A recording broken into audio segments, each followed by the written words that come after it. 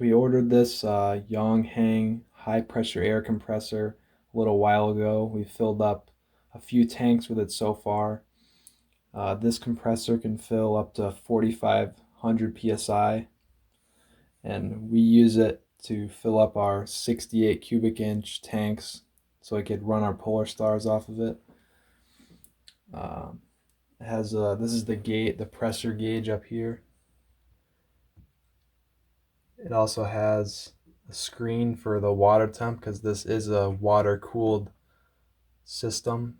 As you can see by these lines up here, there's a feed and a return, and it comes with, in the kit, comes with this water pump that you're going to put inside your 5-gallon bucket. We'll show you that once we fill a tank on video. And also this compressor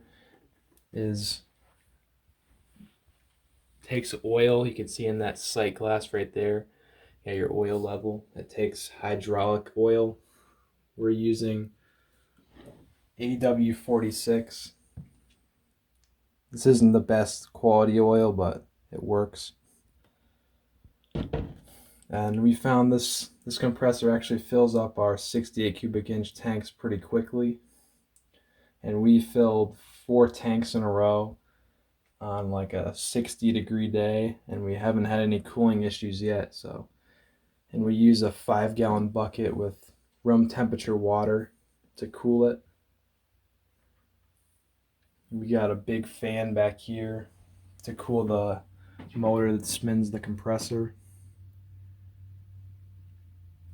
And over here, this is your bleed off valve that you, once you're done filling it, you crack this open so it lets all the pressure out of the regulator, so that then you can turn the compressor off. So you don't want to turn the compressor off when it's under that high of pressure, like 4,000 psi. You got to bleed it off first. And there's also on the back there's a valve too.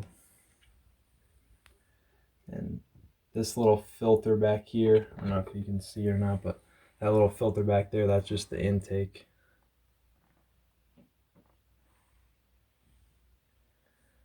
And we decided to get the non-auto shut-off version because apparently the auto shut-off version, the electronics tend to not work and it's not very reliable. So we just got the regular version, so we have to manually shut it off.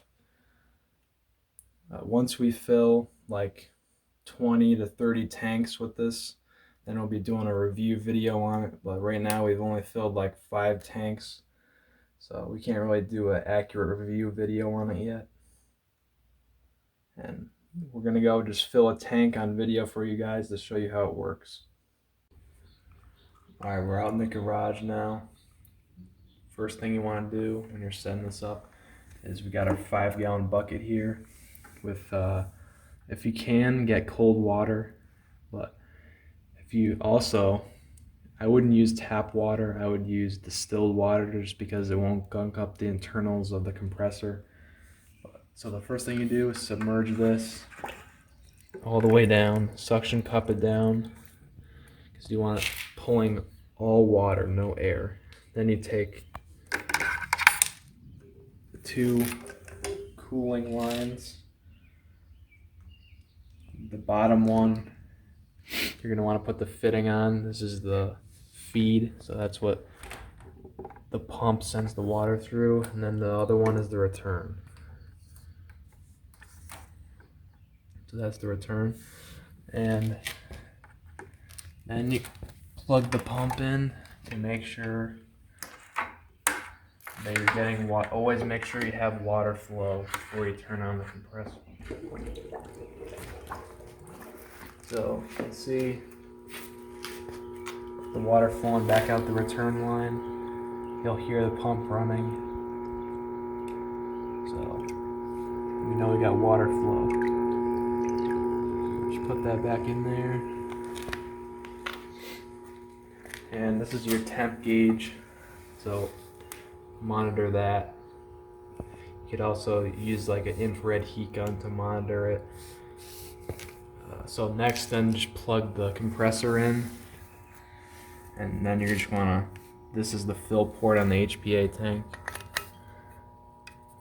Wanna attach it like that. And then this is the gauge you're gonna wanna look for. We fill ours to 3,500 PSI, just so it's easier on the compressor, it doesn't have to work as hard. But depending on your tanks, you might want to fill it to a different pressure depending on the cubic inch. In some tanks you can't fill, like the max is 3,000 on some tanks. So then, just double check your water's going. Always check your oil too before you start it. You don't want to run it without oil. And then you crack the bleeder like that, just so when you turn on the pump, it's not pressurizing right away. So then all you're gonna have to do is turn it on, wait for the RPMs to smooth out on this, tighten this back up, and you'll hear the load start on the compressor, and then just wait for the gauge to get up to whatever pressure you're filling it, and then you're just gonna bleed this off and shut it off. That's all there is to it. And remember guys, this meter is in Celsius, not Fahrenheit, so don't let it get above 70. As long as you have 5 gallons of cold-ish water, you won't have to worry about it. Make sure your bleeder's open, start it.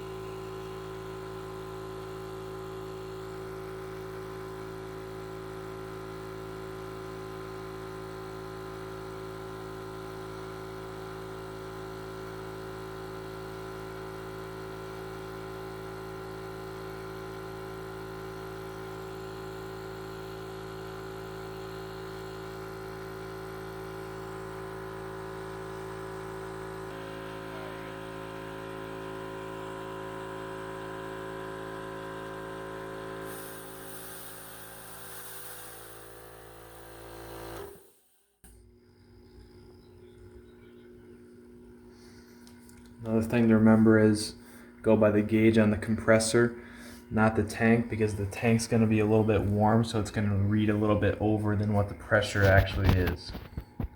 Once it cools down, that'll go back to the accurate pressure.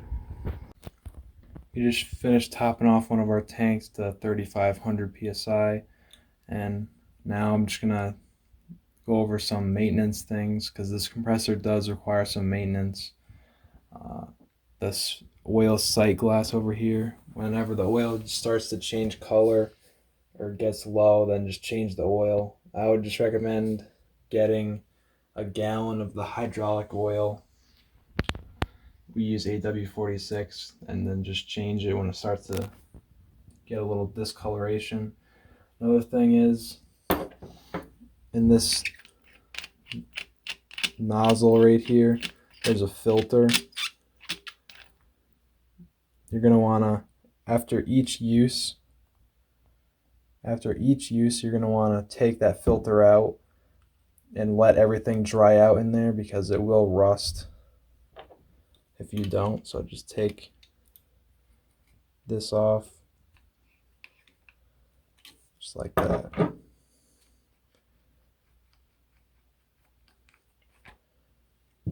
And then use something small like this to just poke the filter out like that. This is all it is. So you can see this is the stuff it's filtering out. It's filtering out a little bit of oil, a little bit of water, and this is the other side. So you want to make sure when it gets too dirty, it comes with a few spare filters. So you don't want oil going into your tanks. And you're just letting this in here dry out. So you don't want this thing to start rusting on you.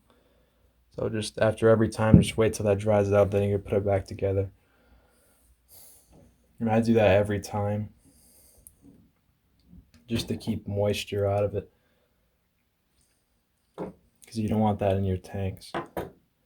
Other than that though, that's pretty much all the maintenance. Just make sure if you get a leak somewhere, just figure out where it is, tighten it up. Sometimes when you get them out of the box, like this fitting was a little loose on ours, we had to tighten it up a little bit. And the main reason why we got this is the money aspect. So we paid about $240 for this thing, and it came with extra filters, stuff like that. Yeah, some extra fittings. We paid $240, and where we live, the fields charge $10 per tank, and we've only filled 5 tanks so far, but that's already $50 that goes towards the price of this.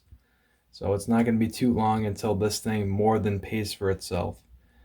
And not to mention the convenience aspect of it. We don't have to go anywhere to fill the tanks up. We could just fill up 4 tanks in a row at home if we want to, if we're getting ready for an event or something. And so it's up to you guys whether you want to make this investment pretty much. But we made it because we know it's going to pay for itself, and we use HPA guns quite a bit. Some AGs, but I'll see you guys in the next video.